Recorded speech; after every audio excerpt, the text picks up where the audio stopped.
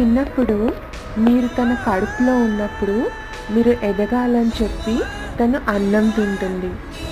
మీరు కొంచెం కడుపులో నుంచి బయటికి వచ్చిన తర్వాత మీకు పాలివ్వాలని చెప్పేసి తను తింటుంది. మీరు కొంచెం ఎదుగుతున్న కొద్దీ తనకిష్టమైనవన్నీ వదిలేసి మీకిస్తూ ఉంటుంది. మీరు పెద్దగా అవుతున్న కొద్దీ మీకేమేమి ఇష్టమో అవన్నీ చేసి పెడతా ఉంటుంది.